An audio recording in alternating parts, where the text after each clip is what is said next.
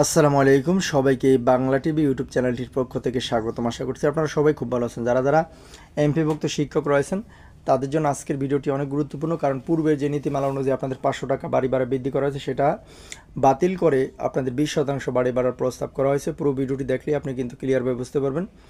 এমপিভুক্ত শিক্ষকদের বাড়ি ভাড়া নিয়ে ফের অর্থ মন্ত্রণালয়ের চিঠি।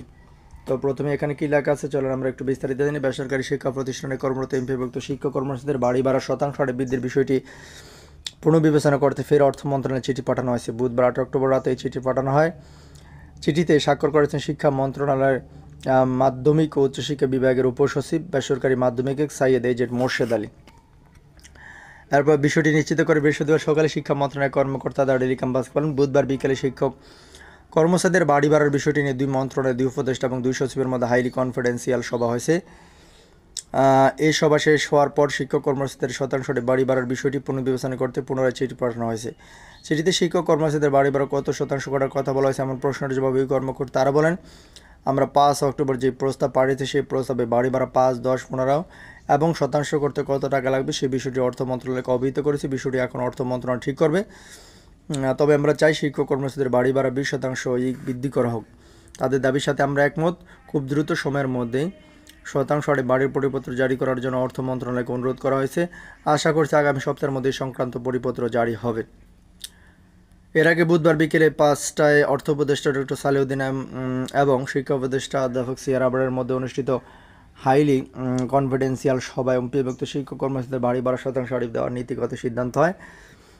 সভায় অর্থ বিভাগের সচিব ডক্টর মোহাম্মদ খায়রুজ্জামান মজুমদার এবং শিক্ষা সচিব রায়না পারভিন উপস্থিত ছিলেন।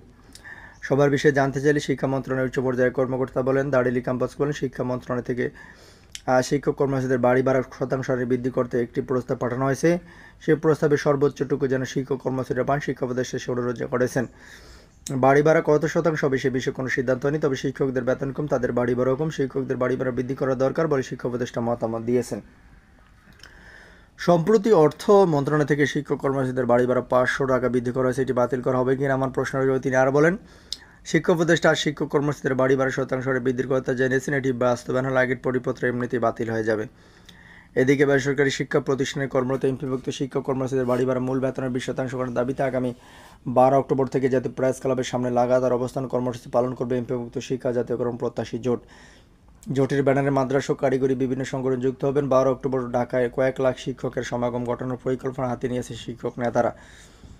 জানতে চাইলে এমপিভুক্ত শিক্ষা জাতীয়করণ প্রত্যাশী জোটের সদস্য সচিব অধ্যক্ষ দেলোয়ার হোসেন আজিজি বলেন, আমরা সরকারকে 10 অক্টোবর পর্যন্ত আলটিমেটাম দিয়েছি। সময়সীমার মধ্যে শিক্ষক কর্মচারীদের বাড়ি ভাড়া 20% করে প্রজ্ঞাপন জারি করতে হবে।